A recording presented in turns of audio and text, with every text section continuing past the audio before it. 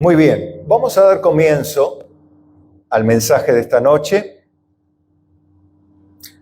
Un título bastante sugestivo, interesante. ¿Quién pone las reglas? ¿Por qué? Porque nos vemos en esta vida con la capacidad de decidir. Pero ¿bajo qué reglas y hasta qué punto las reglas se aplican? Hasta para cepillarse los dientes, atarse los zapatos, vestirse, pregunto, cruzar la calle, ir en colectivo, en taxi, o viajar, mudarse, irse a vivir a España, casarse, divorciarse. Bueno, hay un espectro muy amplio de decisiones que tenemos que tomar en la vida, sin lugar a dudas, ¿no? Pero vamos a ver en todo, ¿quién pone las reglas en las circunstancias de la vida? Las pequeñas y las grandes. Vamos a ver, uno dice, sí, Dios. Bueno, vamos a ver a qué manera, en qué punto, hasta qué punto. Porque creo, en términos generales, todo un poco eso la tenemos clara, ¿no? Dios es Dios. Pero vamos a usar la Biblia para llegar a una comprensión más profunda. De paso, aprovechamos a saludar a todos los que nos están mirando en Facebook ahora, en vivo. Sí, los bendecimos y los invitamos a compartir con otros el link, a saludarnos, a dejar allí sus comentarios, como siempre, ¿sí? Bueno, pero vamos a leer Isaías, capítulo 55, verso 6.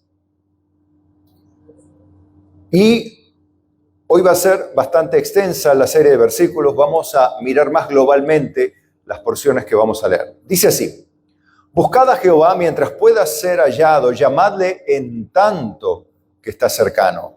Deje el impío su camino y el hombre inicuo sus pensamientos y vuélvase a Jehová, el cual tendrá perdón de él misericordia, al Dios nuestro, el cual será amplio en perdonar. Porque mis pensamientos no son vuestros pensamientos, ni vuestros caminos mis caminos, dijo Jehová. Como son más altos los cielos que la tierra, así son mis caminos más altos que vuestros caminos, y mis pensamientos más que vuestros pensamientos. Porque como desciende de los cielos la lluvia y la nieve y no vuelve allá, sino que riega la tierra y la hace germinar y producir y da semilla al que siembra y pan al que come, así será mi palabra que sale de mi boca, que no volverá a mí vacía, sino que hará lo que yo quiero y será prosperada en aquello para que la envíe. Amén. Dice que interesante, ¿no? Bueno, tomen asiento un ratito, allí bien cómodos, ¿sí? Y estemos atentos a todas las palabras que vamos a ir mirando. Primero, esta porción la hemos titulado La razón por la que debemos confiar en sus designios. Ya de por sí nos está dando una razón para ablandarnos ahora un poquito y no resistir cuando les cuente lo que les voy a contar. Más de uno se va a sentir un poco como inútil o incapaz o digamos, ¿qué estoy haciendo? Entonces, antes de que le pase eso, yo le animo a que vea que Dios envía su palabra y Él hace lo que Él quiere y va a hacer prosperar su palabra para el propósito con que la envió. Punto. Ahora, ¿pero por qué lo hace así? Porque los pensamientos de Dios no son nuestros pensamientos. Él no piensa de manera terrenal, humana, temporal. Él piensa de manera eterna, infinita y siempre piensa de la misma manera. Dios es un Dios grande, infinito, todopoderoso, eterno, infinitamente sabio. Su sabiduría no hay quien la alcance. Él la poseía desde siempre. Eso ya es una razón de peso de por sí. Otra dice, porque mis pensamientos son como los cielos y la tierra, así la distancia en diferencia, así nuestros caminos de los de Él, o sea, los propósitos, las razones por las cuales Dios hace las cosas, a veces tiene propósitos mucho más altos que los que nosotros pensamos. Entonces ya de por sí esto nos empieza a inspirar un poco de confianza en el hecho de saber que a veces nosotros oramos y le pedimos a Dios, seguramente, usted digo, si Dios es soberano, ¿para qué orar? Siempre está esa pregunta, ¿no? Si Dios hace lo que Él quiere, ¿para qué orar? Si Dios va a hacer en definitiva lo que quiera. Bueno, por eso quería decirle esto antes, para que usted comience a ablandarse y no se endurezca desde el principio, decir, bueno, está bien que Dios haga como Él quiera, que se haga como Dios quiera, ¿no? Y bueno, allá voy, me divorcio y Dios dirá. O me busco otro y Dios dirá, te daré una mejor, dice Dios. Bueno, muchas veces nosotros pensamos mal. Bueno, en algunos casos es por falta de conocimiento bíblico y en otras es por querer tratar de introducir nuestra teología terrenal en la teología eterna de la Biblia. Querer tratar de encajar las filosofías, las psicologías dentro de la Biblia. Hay cuestiones de la sabiduría humana, inclusive que son de Dios, que encajan, por supuesto, en la teología divina, pero obviamente esas son herencia divina. Pero hay otras que no lo son meramente rudimentos terrenales, cosas inventadas por el hombre, que no entran en la Biblia, pero el hombre trata de argumentar y buscar versículos y torcerlos y darle la vuelta. Entonces es ahí donde nosotros estamos intentando poner las reglas. ¿Se da cuenta a qué me refiero con el título? Muchas veces somos nosotros los que oramos en una dirección y nos enojamos cuando Dios no nos responde como nosotros pensamos. Entonces yo quiero poner las reglas allí. ¿Me está siguiendo? Por eso era que quería anticiparle esto, para que usted ya no se retraiga y endurezca y se sienta acorralado y diga, bueno, no oro más. No. Dios nos manda a orar. Sí, el que pide, recibe. Pídanme, dijo Jesús. Pidan, todavía no habéis pedido en mi nombre. Pidan y recibirán, dice. Y vuestro gozo será cumplido. O sea, hay una motivación y un llamamiento de parte del Señor. Ahora orad sin cesar, orad en todo tiempo. Orad con toda oración y súplica en el Espíritu por todas las almas y por mí también, para que sea librado de hombres malos, decía Pablo. Un montón de cosas por las cuales orar. Orar por los enfermos, orar por los necesitados, orar por nuestros hermanos, orar unos por otros, para que seamos sanados. Hay un montón de cosas. Enséñanos a orar. Vosotros pues oraréis así, Padre nuestro que estás en los cielos, santificado sea tu nombre, venga a nosotros tu reino, hágase tu voluntad, como en el cielo, así también en la tierra. Ahí hay una clave. Estamos comenzando a ver que Dios nos llama a orar como a Él le gustaría que sean las cosas. Entonces, tendríamos que entender esto. Bueno, ¿cómo es en el cielo? Bueno, si no sé cómo es en el cielo, bueno, pues que se haga aunque no sepa cómo, porque los caminos de Él son mucho más altos que los míos, los propósitos de Él son mucho más elevados que los que mis ojos, mis sentidos y mi perspectiva terrenal ven, o inclusive mi intuición, mi capacidad de calcular el futuro. Todos tenemos capacidad de calcular, evaluar, tantear de cómo van a salir las cosas, ¿sí o no? Dios nos ha dado esa capacidad, la de la intuición, la de poder sacar una decisión sin tanto razonar, la intuición, razonando, calculando, programando, acomodando, proyectando, diseñando, proyectando el trabajo en un año, un viaje esto, pero en Santiago dice, cuidado, no digamos haremos esto y aquello si Dios quiere. Si Dios quiere.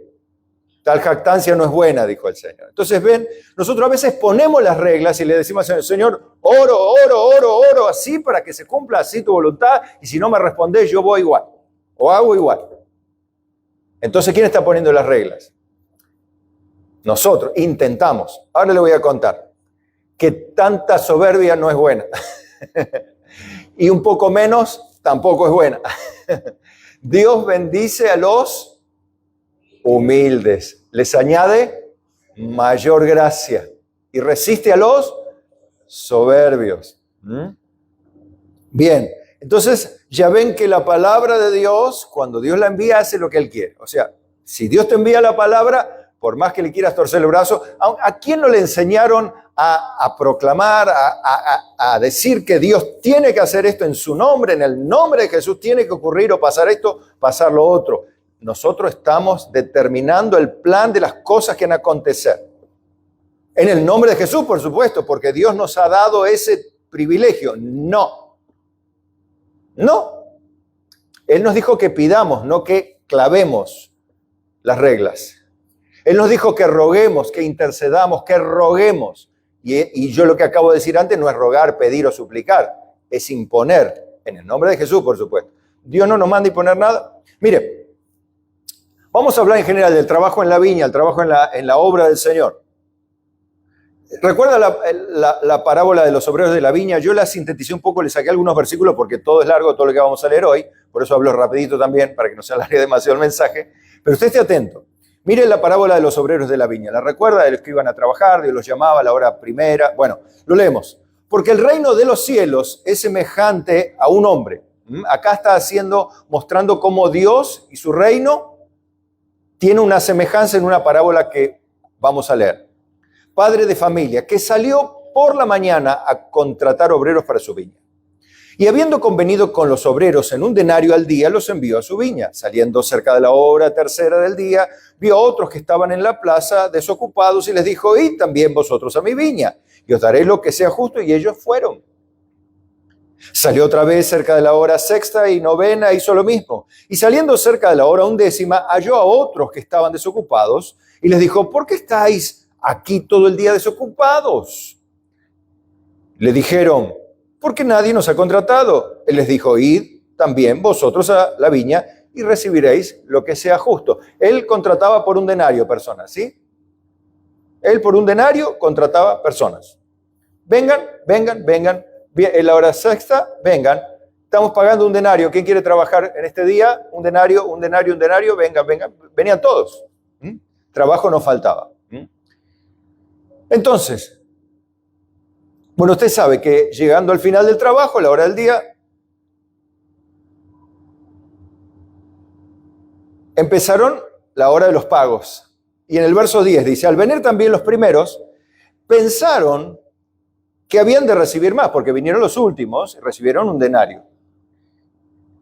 Y pensaron que habían de recibir más, pero también ellos recibieron cada uno un denario.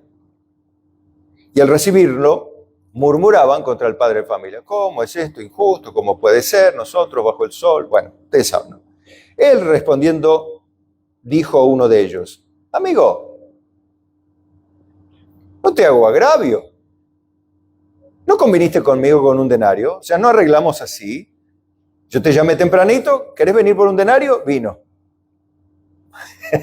Parecen los trabajadores de ahora, ¿verdad? Siempre hubo protestas de trabajadores, ¿verdad? Es increíble, ¿no? Bueno, ya en ese tiempo había. Todos protestamos siempre descontentos, ¿no? Bueno, y él le dice, a ver, toma lo que es tuyo y vete, pero quiero dar a este postrero como a ti. ¿No me es lícito hacer lo que quiero con lo mío? ¿O tienes tu envidia porque yo soy bueno? ¿Qué está poniendo Dios aquí? Las reglas Él. Parece injusto desde el punto de vista humano. ¿Cómo? Ellos trabajan durante el sol, de todo el día, todo el sol, y nosotros que venimos a la última hora cobramos lo mismo. Esto es injusto. ¿Y cómo se entiende esto? Simple, hermanos. Dios llama cuando quiere y como quiere a los que quiere. De hecho, estaban sin trabajo. Así que no tendría que ni quejarse, que les da un lugar en la viña del reino. O sea, está diciendo, te está dando, y la parábola representa un padre, familia, pero representa el reino de los cielos. El tema sería, te está dando un lugar en el reino y vos te estás quejando todavía. Y nosotros somos así, a veces nosotros tenemos un lugar en el reino, tenemos un lugar en la obra de Dios, y porque otros así empezamos a compararnos. En la iglesia, ¿por qué uno es esto y por qué uno es lo otro? ¿Y por qué Dios le da esto? ¿Y por qué pensamos que el injusto es el pastor que toma malas decisiones? Pero no, es Dios, que Él hace como Él quiere. Las reglas no las pone el pastor, por decirlo así, en el reino de Dios, sino Dios. Amén. Fíjense que esto parecía también entre los discípulos de Cristo, ¿no? Ustedes saben que Jesús y el apóstol amado allí, ¿quién era el apóstol amado? Juan. Y los otros 11 que eran no amados. ¿Por qué el apóstol amado? Y bueno, tenía un cariño especial. ¿Y por qué tenía un cariño especial? ¿Por qué hace diferencias? ¿Qué está prohibido amar más? Lo que está prohibido es odiar, pero amar no está legislado.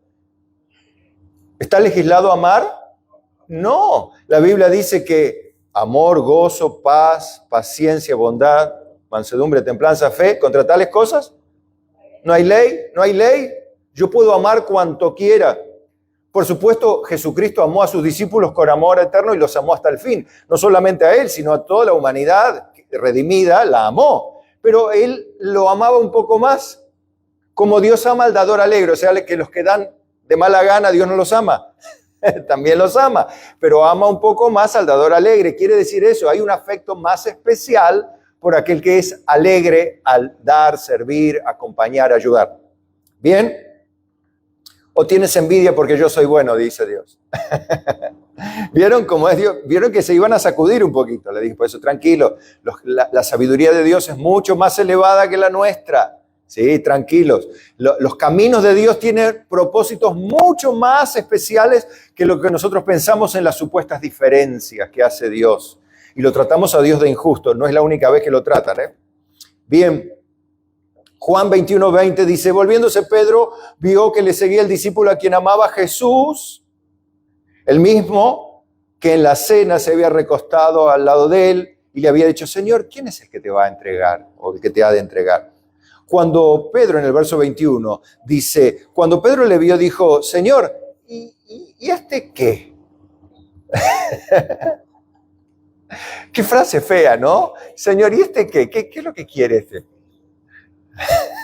Bueno, acá ya Jesús estaba resucitado, recuerden, ¿no? Y Jesús le dice, ahí viene a la forma de Dios, le dice, ¿no? Verso 22. Si quiero que Él quede hasta que yo venga, ¿a ti qué? Sígueme tú. Una respuesta parecida a los trabajadores de la viña. Si yo quiero que Él quede con vida por 1000 años, ¿qué te importa? ¿O tienes tu envidia de que yo soy bueno? ¿O que yo hago las cosas de una manera que a vos no te parecen igual? Vos las harías de una manera, bueno, yo soy Dios, las hago de otra. Yo pongo las reglas. Pero nosotros insistimos en poner las reglas. Es más, nos han enseñado en el camino de la fe a poner las reglas a nosotros y a torcerle el brazo a Dios. Señor, en el nombre de Jesús, en el nombre de Jesús. Y dice, sí, bueno, no ores más, para que ya te respondo. Dios no es así, hermanos. Miren, ¿se acuerdan? Porque alguno puede pensar, bueno, pero yo soy un don nadie. Bueno, vamos a hablar del rey de todo el mundo. El imperio más grande que hubo en la tierra, en poder, dominio, el de Nabucodonosor, el imperio babilónico. Bueno, va a haber la humillación y la frase que vamos a rescatar de ahí en Daniel. Daniel 4:24. Va a ver que aún los gobiernos impíos, idólatras, politeístas, los pone Dios, aunque no nos guste la idea. Daniel 4:24, esta es la interpretación. Bueno, había tenido un sueño. Esta es la interpretación, oh rey. Y la sentencia, uy, qué frase esa, ¿no? La sentencia ¿de quién? Del Altísimo. ¿A quién le gusta ese título de Dios? Me encanta, ¿no? La sentencia del Altísimo que ha venido sobre mi Señor el Rey. Qué respeto, ¿no? Al Rey también, Daniel, ¿no? A mi Señor el Rey, Señor con minúscula, ¿no? Que te echarán, dice el verso 25, de entre los hombres, y con las bestias del campo será tu morada, y con la hierba del campo te apacentarán como a los bueyes, y con el rocío del cielo serás bañado, y 7 tiempos pasarán sobre ti, hasta que conozcas que el Altísimo tiene el dominio en el reino de los hombres, y que lo da a quien Él quiere. Y mire que Nabucodonosor tenía el poder para dar vida y matar a quien quería.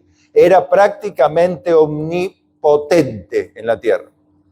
Era no como las monarquías de ahora que vemos en Inglaterra, ya que falleció la reina Isabel. Bueno, vieron todo eso, pero la monarquía, digámoslo así, en términos populares, no corta ni pincha. La monarquía es meramente decorativa en estos tiempos. No tienen influencia, tiene influencia política, pero apenas no toman decisiones. Es más, la monarquía hoy, las monarquías que quedan, como la de España, la de Inglaterra y otras más, algunas más, son monarquías muy, muy sencillas. El César, inclusive romano, no tenía todo el poder, tenía el Senado también. Y, por ejemplo, el rey Artajerjes o los reyes de Persia sabían que había otros también que decían, mirá, rey, que tal cosa no podés hacer. Pero en cambio, Nabucodonosor daba la orden, a él no se lo contradecía, no había nadie que lo contradecía. O sea que era un rey casi palabra de Dios, era la palabra de Nabucodonosor. Bien, pero así todo, se lo aclaró bien Daniel, con todo respeto, te voy a decir esto, rey. Bueno, usted sabe. En el verso 26 dice, y en cuanto a la orden de dejar en la tierra la cepa de las raíces del mismo árbol, significa que tu reino quedará firme, luego que reconozcas que el cielo gobierna. Aún Nabucodonosor, el rey de toda la tierra, tenía que reconocer que el cielo gobierna. Al cabo de 12 meses, mire, se olvidó Nabucodonosor de las palabras del sabio Daniel.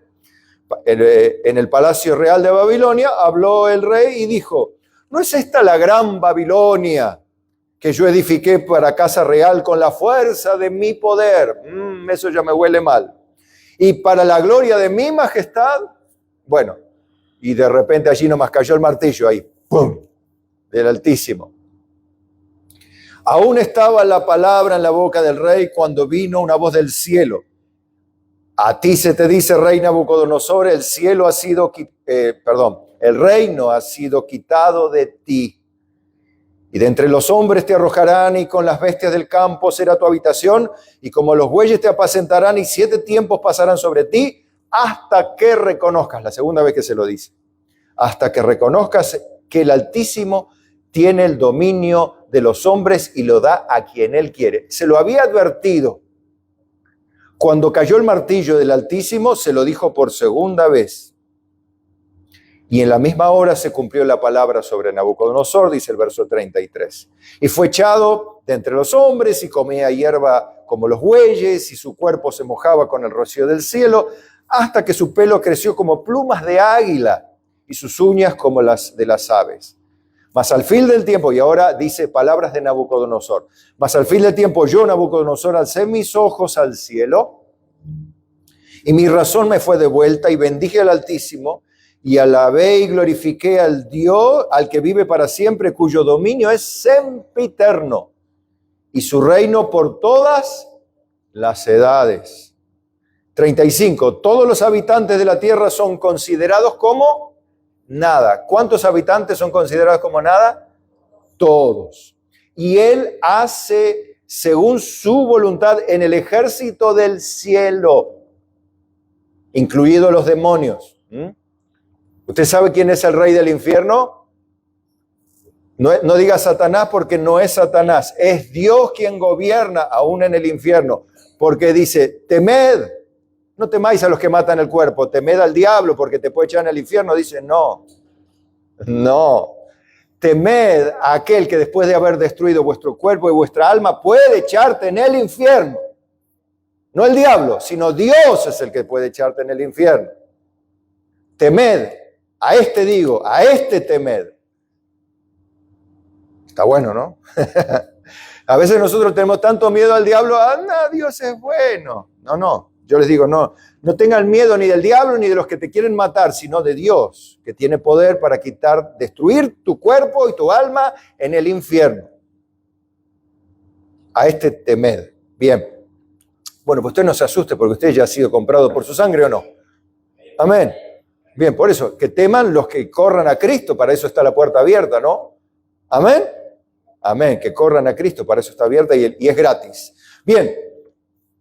Fíjense, todos los habitantes de la tierra son considerados como nada y Él hace según su voluntad en el ejército del cielo, en los habitantes de la tierra, y no hay quien detenga su mano y le diga, ¿qué haces? En el mismo tiempo mi razón me fue devuelta y vi la majestad de mi reino, y mi dignidad y mi grandeza volvieron a mí, mis gobernantes y mis consejeros me buscaron, y fui restablecido en mi reino, dice Nabucodonosor, y mayor grandeza me fue añadida. Qué bendición, ¿no? Más grande fue todavía, algo así, ¿recuerdan? Le pasó a Job. ¿Y quién determinó lo de Job? Dios. Y el diablo andaba por ahí en el medio. Pero ¿quién determinó el principio, el fin, las aflicciones, los tormentos, los límites a Satanás? Dios. No fue el diablo. Por eso hay que conocer a Dios, no al diablo. A Cristo hay que conocer. Y a Él hay que temer. Porque Él es el que pone las reglas. Diga conmigo, el Señor es el que pone las reglas. A veces nosotros de creyentes nos pasamos, no creemos que somos creyentes, somos más buenos. Hermanos, tenemos la misma naturaleza miserable que todo otro ser humano sin salvación. Solamente la única diferencia es que nuestra vida fue redimida por gracia, no porque fuéramos mejores que otros, sino porque a Dios le plació. Y ahora va a asustarse un poco más, así que tranquilo. Bien. Ahora, mire qué lindo, ¿no? Esta parece convertido, parece Nabucodonosor. Ahora yo, Nabucodonosor, alabo, engrandezco y glorifico al Rey del cielo porque todas sus obras son verdaderas y sus caminos justos y Él puede humillar a los que andan con soberbia. Ese era yo, dice Nabucodonosor. Entonces, ¿quién pone las reglas?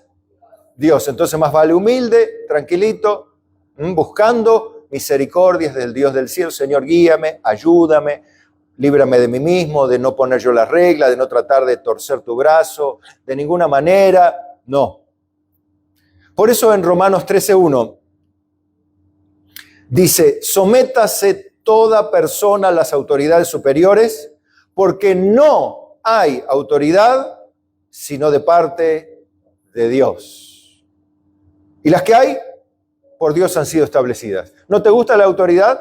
Igual las puso Dios. Bueno, pero las eligió el pueblo. Pero igual, aún el pueblo teniendo la libertad de escoger a sus líderes, lo ha puesto Dios, te guste o no te guste. Pero es que nos hace mal. Juicio de Dios, entonces. Punto, sencillo. Y a través de la libertad humana de escoger y tomar la decisión, porque Dios no obliga a nadie a votar por alguien, ¿o sí? No, nadie está obligado a votar. Dios no obliga a nadie a votar por alguien. Ahora, las que están establecidas por Dios. Es más, dice, y los que resisten, de modo, verso 2, que quien se opone a la autoridad, a lo establecido por Dios, resiste. Y los que resisten acarrean condenación para sí mismos. Bueno, pero a mí no me gusta. Bueno, condenación para vos. No quiere decir que te vaya al infierno por eso. Significa que juicio viene por entrar en revolución, ¿no? ¿Por qué dice? Mira el verso 4. Porque es servidor de Dios para tu bien. Pero si haces lo malo, teme. Porque no en vano lleva la espada, pues es servidor de Dios, vengador para castigar al que hace lo malo. Aún la espada, o el revólver, o la pistola, en este caso la policía, se la pone Dios al policía y es la autoridad quien legítimamente constituida está, tiene la espada o la pistola o la escopeta o lo que sea para castigar y vengar la maldad. No para matar al bueno, sino al malo. Bueno, pero hay hombres injustos y corruptos. Bueno, eso es otro problema. Pero lo que Dios hace, lo hace porque Él lo determinó. Dios pone gobernantes buenos y malos. Mire, una cita del Nuevo Testamento le va a hablar a las claras de que Dios deja que los hombres elijan y los entrega. Pero dice, no, si me dejan a mí, yo voy a hacer algo mejor. Miren, Hechos 13:21, hablando del pueblo de Israel, dice, luego pidieron rey. ¿Recuerdan que Israel no tenía rey? ¿Quién fue el primer rey? Saúl. Dice, y Dios les dio. Dios, dice, les dio. Porque ¿quién llamó a Saúl? Dios lo llamó a Saúl. ¿Recuerdan? Dios lo llamó a Saúl, a hijo de Cis, varón de la tribu de Benjamín, por 40 años. 40 años, Saúl.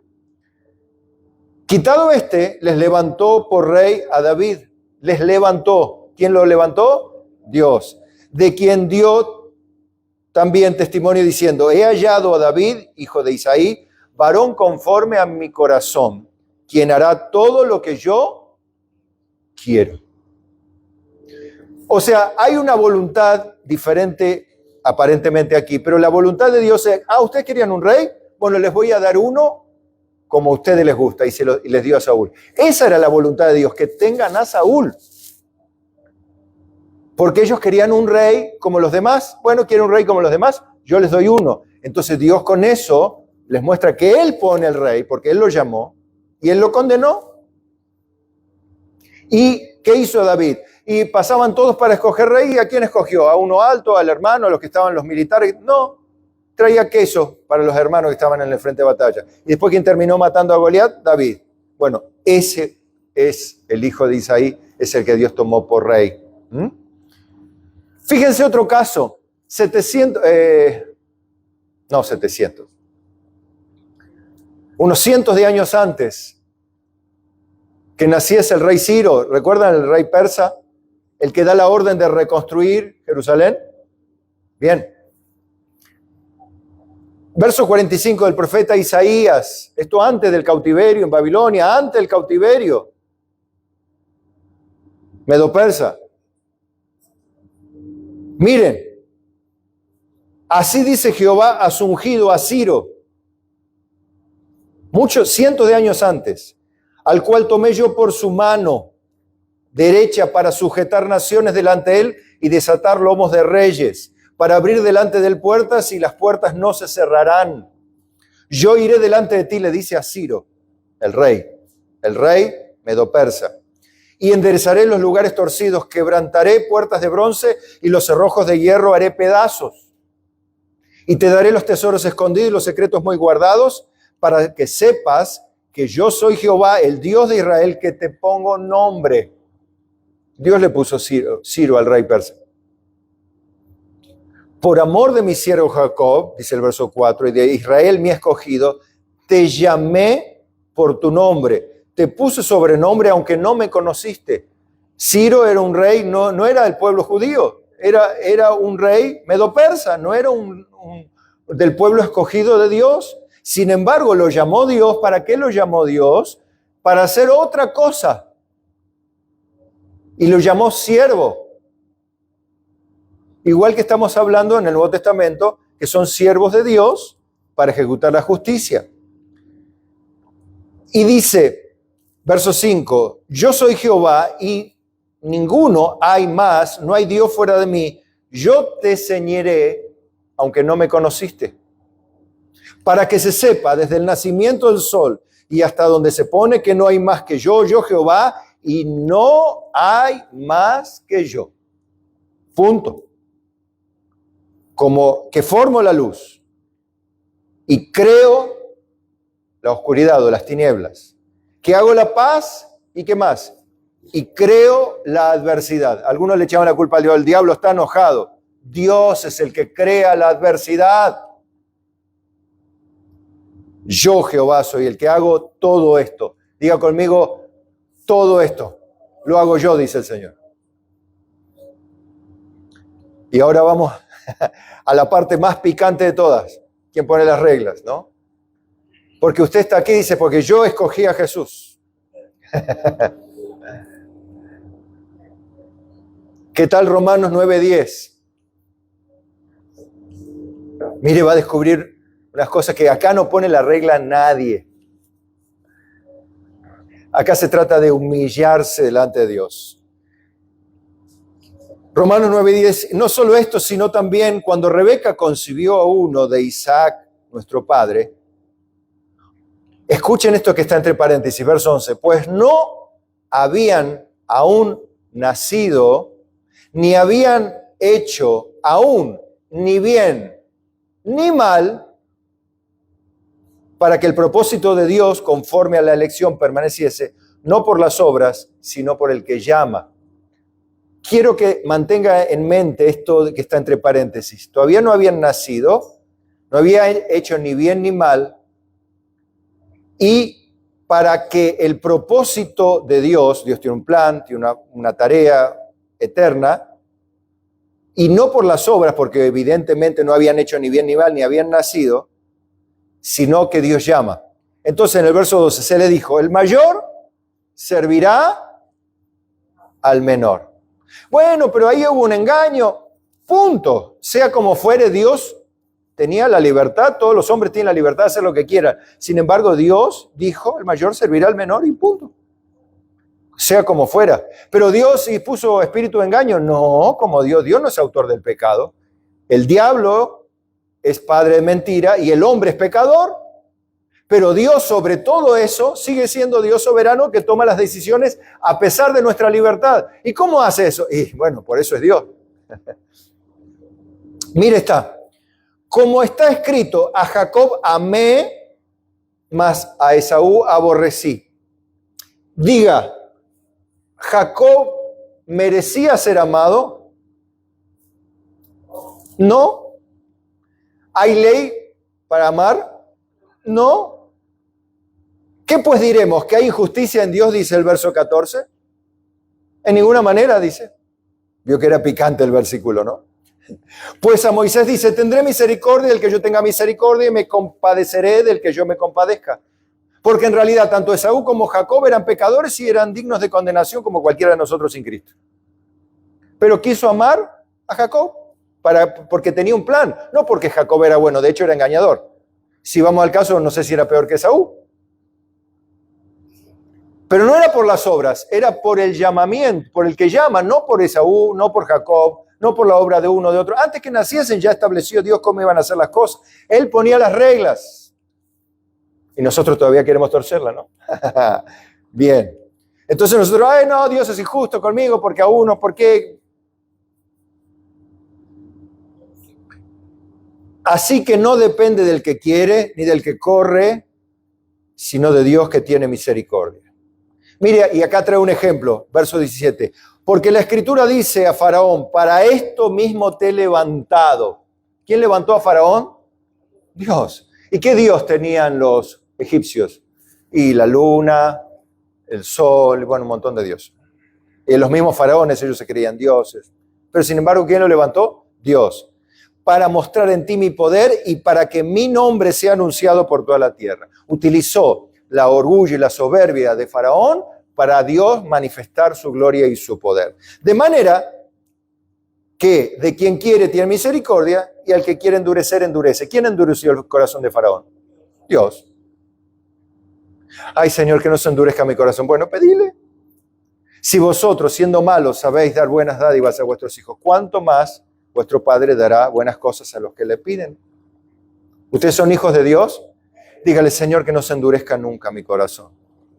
Si oyeres hoy su voz, no endurezcáis vuestros corazones, dice la Biblia en el Nuevo Testamento, ¿no? Bueno, si usted está oyendo la voz de Dios ahora, ay, dígale, Señor, ten misericordia de mí. Ya no voy a torcerte más el brazo. Intentar.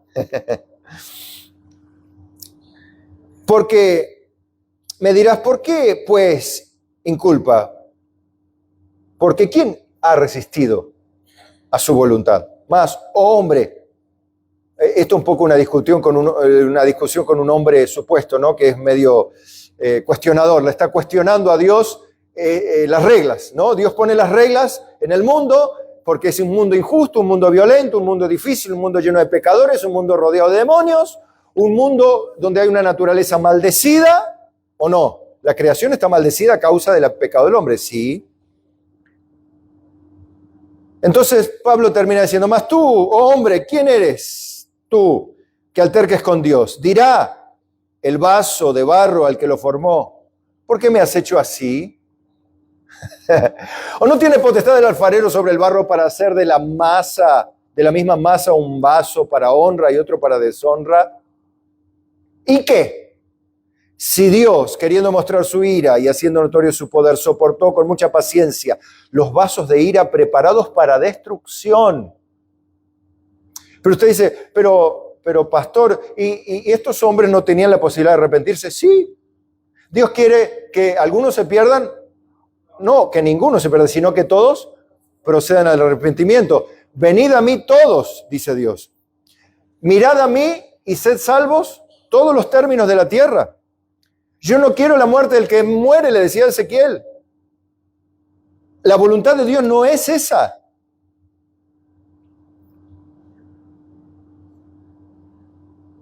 Entonces, mire,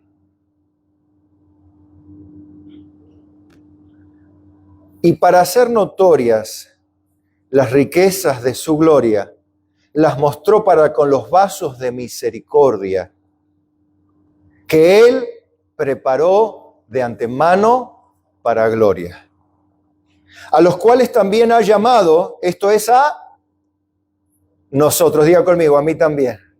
Gracias, Señor. Amén.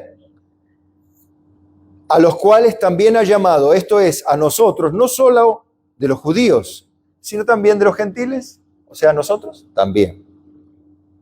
Entonces, quiero cerrar con dos pasajes que le inspiren confianza a usted, que dice, ¿quién pone las reglas? Si es Dios. Muchas veces en la vida, usted sabe que la ley de Dios es la ley de Dios, pero la ley de Dios no está demarcándome si me tengo que lavar los dientes una vez, 2 veces por día, atarme los zapatos, ponerme un saco, ponerme otro. ¿Usted vio que Dios le imponga a alguien esposa, esposo, novio, novia? ¿O usted escoge la que le gusta o el que le gusta? o es como antes, no, bueno, ahora papá me puso al esposo con quien me tengo que casar. No, usted escoge. Usted tiene libertad para escoger con quién casarse. Usted tiene libertad. ¿Por qué? Porque Dios le dije, el que haya esposa, haya la gracia del Señor también. La benignidad de Dios alcanza la misericordia de Dios, dice también el espacio, en el Antiguo Testamento. Y hay muchas cosas como estas, en las cuales usted tiene libertad. Usted tiene libertad para escoger. ¿Y cómo sé cuál es la voluntad perfecta? Bueno, ahí es donde usted necesita orar y pedir dirección y confiar. Porque hay cosas que están ocultas, hay cosas que usted no conocerá, porque hay cosas que están reveladas que pertenecen a los hombres. Y las cosas ocultas, ¿a quién pertenece? A Dios. Y todas estas cosas, entonces las cosas malas que me pasen y las cosas y las enfermedades que me alcanzan o las amenazas que tengo, ¿puedo orar por ellas? No solamente puede, tiene que orar por ellas. Pero ¿y cómo sé si yo me voy a sanar o no me voy a sanar? Si Dios me va a librar o no Es que no es cuestión de saber tu futuro, sino de confiar en Dios. Ese es el punto, de confiar en Dios, que Él hace las cosas conforme al designio de su voluntad, que Él hace las cosas de una manera mucho más espectacular, si quiero usar la palabra, con términos eternos, no a nuestra manera. Mire, de veras, piénselo bien, ¿de veras usted quiere tener el timón de su vida? ¿De veras usted quiere llegar manejando usted al final de su vida o preferiría que lo tome Dios? ¿Quién es más inteligente para manejar su vida, usted o Dios? Bueno, déselo. Ay, pero hay muchas cosas que no sé. Bueno, pues confíe y maneje. Haga como el niño que se sienta, ahora no se puede, ¿no? Antes cuando éramos chicos eso se hacía. Está mal igual, no hay un peligro. Pero en lugares donde no hay peligro, donde no hay auto, en un parque, por ejemplo, donde no había nadie, que papá no ponía a su hijo en el volante y lo hacía manejar y él pensaba que manejaba y el papá iba manejando abajo, ¿verdad? Bueno, así tiene que confiar que usted está sentado sobre papá. Mientras usted maneja, el que tuerce el volante es Dios. El que toma las determinaciones, el que pasa los cambios es Dios. Antes no había caja automática. Ahora sí hay bastante. Igual desde el año 60 hay caja automática en el mundo, pero acá en Argentina no hace muchos años. Cuando éramos chicos era muy raro tener un auto con caja automática. Y el que pasaba los cambios era Dios. Y el que lo sigue pasando es Dios. Entonces, Isaías 50:10. Mire, ¿quién hay entre vosotros que teme a Jehová y oye la voz de su siervo? ¿Hay alguien que teme a Dios acá? Bien. Dice, el que anda en tinieblas y carece de luz, lo que le puede pasar a usted en algún momento, carece de luz, carece de la capacidad de entender cómo manejar los problemas, las circunstancias, las enfermedades, las dificultades. ¿No le ha pasado que viene una enfermedad, no sabe cómo manejarla, viene un problema, una deuda y no sabe cómo? ¿Y cómo va a ser Dios? ¿Y qué vamos a hacer? No, te dice, vos tenés que hacer esto, tenés que hacer lo otro. No. ¿Vos no sabés qué hacer? Hacé como Josafat. Señor, no sabemos qué hacer. Y a ti volvemos nuestros ojos. ¿Y qué dice acá? El que anda en tinieblas y carece de luz, confíe en el nombre de Jehová y apóyese en su Dios. Confíe. ¿Qué Dios te dice en medio de tu libertad? Hay cosas que no sos libre de decidir, porque ya Dios las estableció. Pero hay cosas que sí puedes decidir. ¿Y cómo sé qué decidir? Bueno, confía en Dios, orá, buscá, pedí, rogá, suplicá, ayuná, estudia la Biblia, y donde no encuentres más nada, toma la decisión confiando en el Señor. Apóyate en tu Dios. Eso es. Porque el que pone las reglas, ¿quién es? Dios. Y finalizo con esto. Mateo 10:29. ¿No se venden 2 pajarillos por un cuarto? Con todo, ni uno de ellos cae a tierra sin vuestro Padre. Ni uno. Ni un solo pajarito cae a tierra sin la determinación o el permiso de tu papá espiritual, tu Padre celestial, Dios. Pues aún vuestros cabellos están todos contados.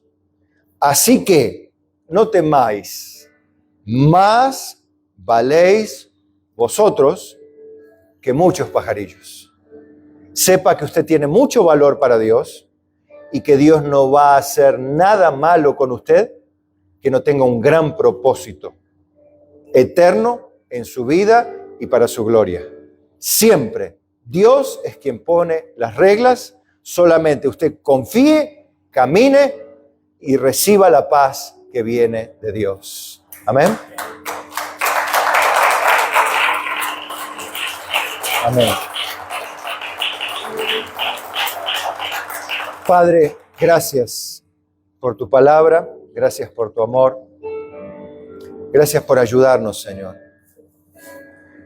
Gracias por quitarnos esa batalla en la mente, a veces que tiene que ver con tu voluntad, con qué hacer, qué decisiones tomar, qué imponer, qué poner. Mas ahora sabemos que tú eres el que pone las reglas.